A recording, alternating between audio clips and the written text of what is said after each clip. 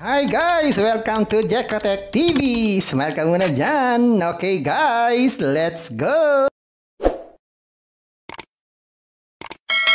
And guys, ito po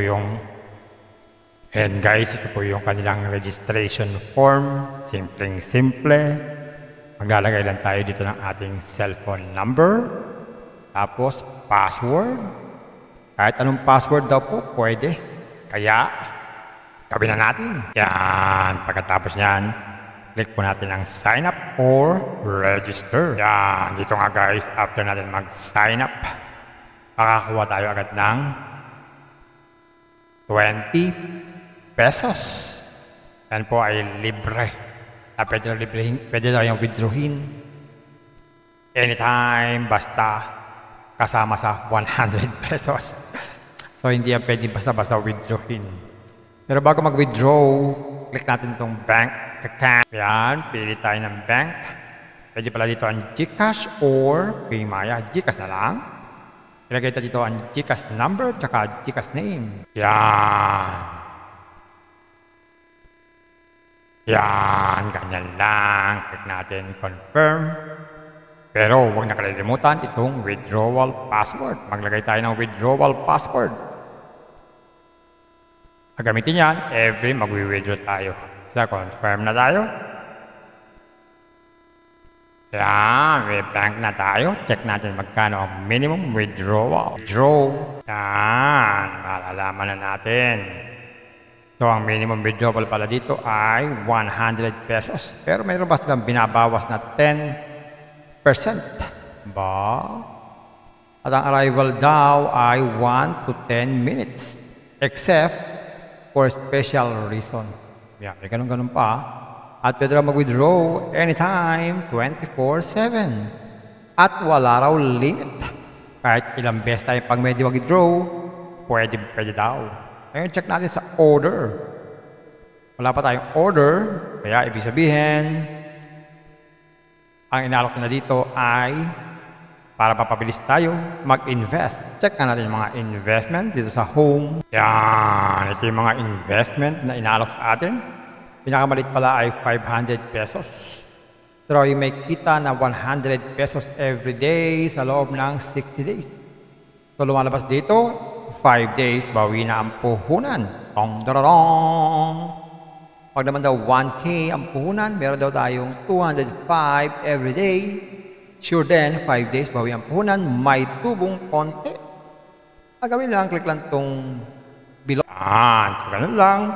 Pero bago mag-invest, kailangan mag-recharge. Click lang itong recharge. Yan, may mga nakaredy na dito ang amount. Pili natin 1K. Pili tayo GCash or Maya. GCash na lang. Tapos, swipe daw itong processing. Via GCash, login tayo. Yan, scan itong QR code. Mag-transfer ng fund. Pag naka-transfer na, ayun. Pwede na tayong mag-invest. Check pa natin yung iba. So, pero sila ditong bank, pwede magpalit-palit ng bank, withdrawal bill, yung ating mga withdraw, nandyan yan, ang ating deposit bill, ating mga deposit, pati-check natin, pati yung ating income. At order recorded, yan yung ating mga investment, at pwede tayo kumontak sa customer service in case na namumblema tayo sa application na to. At pwede tayo sumali sa group para malaman natin mga update everyday.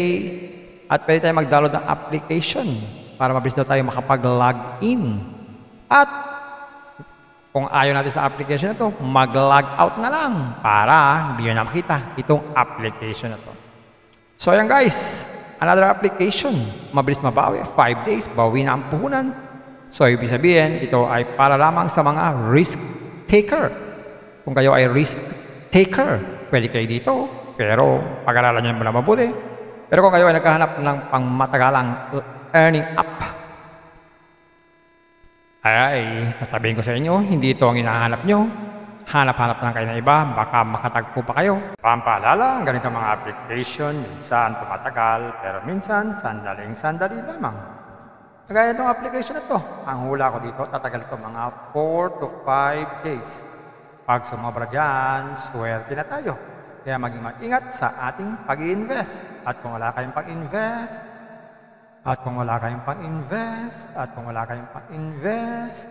Kung may free, sa free na lang muna tayo. Kung may free, sa free na lang muna tayo. At sa pampaalala, ang ganito mga application, minsan tumatagal, pero minsan sandaling-sandali lamang.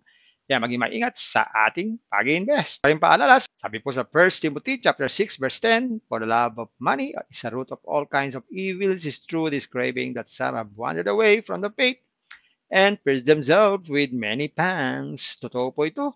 Ang pera naman ay hindi masama. Yan ang ginagamit natin sa pang-araw-araw natin buhay, pambili ng bigas, ulam, sapatos at iba pa. Pero ang babala dito ay yung pag-ibig sa pera. Pag tayo po umibig na sa pera, maaari tayong makagawa ng sari-saring kasamaan. Yan po ang kinauugataan, yung ating pag-ibig sa pera. Kaya ito po ay isang babala dahil ang ating ibang mga kasama natin ay nawala na sa pananampalataya. Mas pinili nilang ibigin ang pera. Hindi na natin alam kung nasaan sila. Kaya pinag-iingat po tayo dito. Mag-iingat po tayo sa pag-ibig sa pera. Bye-bye. Ingat lang sa pag-invest. Bye. Hi guys! Welcome to Jekotech TV! Smile ka muna dyan! Okay guys, let's go! And guys, ito po yung kanilang registration form. Simpleng-simple. Maglalagay lang tayo dito ng ating cellphone number. Tapos, password. Kahit anong password daw po, pwede.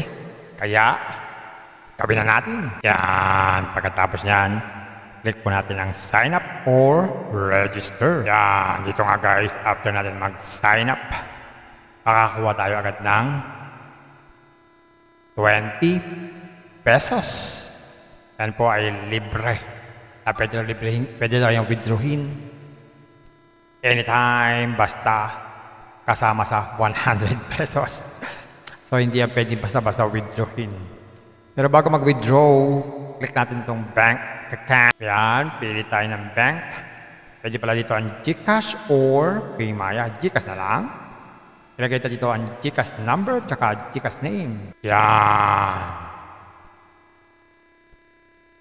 Yan, ganyan lang. Click natin confirm. Pero huwag na kalilimutan itong withdrawal password. Maglagay tayo ng withdrawal password. Gagamitin yan every mag-withdraw tayo. So, confirm na tayo. Yan, may bank na tayo. Check natin magkano ang minimum withdrawal. Yan, malalaman na natin.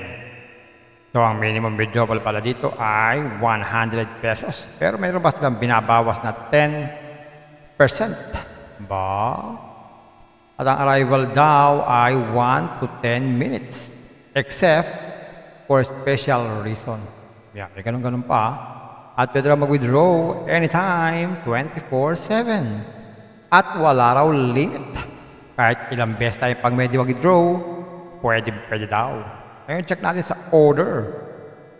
Wala pa tayong order, kaya ibig sabihin, ang inalok na dito ay para papabilis tayo mag-invest. Check na natin yung mga investment dito sa home. Yan, ito yung mga investment na inalok sa atin. Pinakamalit pala ay 500 pesos. Pero yung may kita na 100 pesos every day sa loob ng 60 days.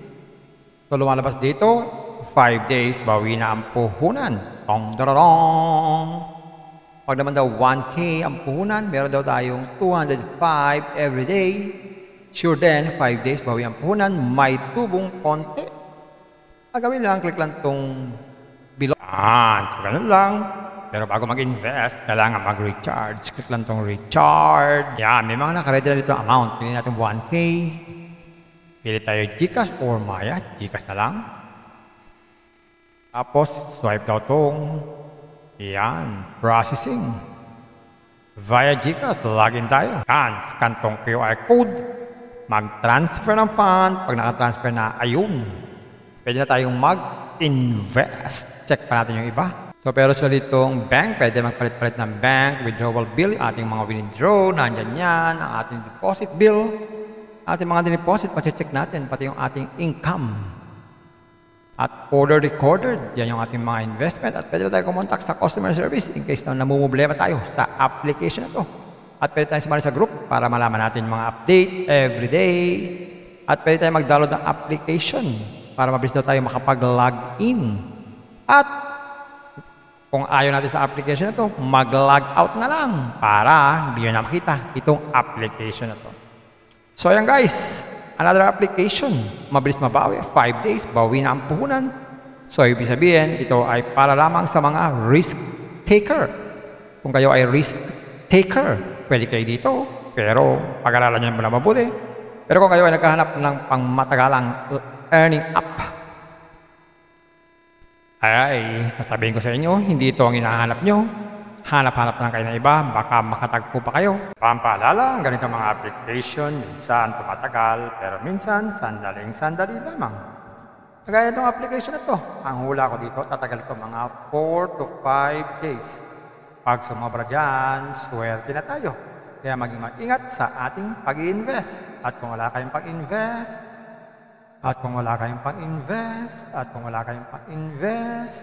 Kung may free, sa free na lang muna tayo. Kung may free, sa free na lang muna tayo. At sa pampaalala, ang ganito mga application, minsan tumatagal, pero minsan sandaling-sandali lamang. Kaya maging maingat sa ating pag-invest. Paring paalala, sabi po sa 1 Timothy chapter 6 verse 10, for the love of money is a root of all kinds of evils, is true this craving that some have wandered away from the faith and pierced themselves with many pangs. Totoo po ito. Ang pera naman ay hindi masama. Yan ang ginagamit natin sa pang-araw-araw natin buhay, pambili ng bigas, ulam, sapatos at iba pa. Pero ang babala dito ay yung pag-ibig sa pera. Pag tayo po umibig na sa pera, maaari tayong makagawa ng sari-saring kasamaan. Yan po ang kinauugataan, yung ating pag-ibig sa pera. Kaya ito po ay isang babala. Dahil ang ating ibang mga kasama natin ay nawala na sa pananampalataya. Mas pinili nilang ibigin ang pera. Hindi na natin alam kung nasaan sila. Kaya pinag-iingat po tayo dito. Mag-iingat po tayo sa pag-ibig sa pera.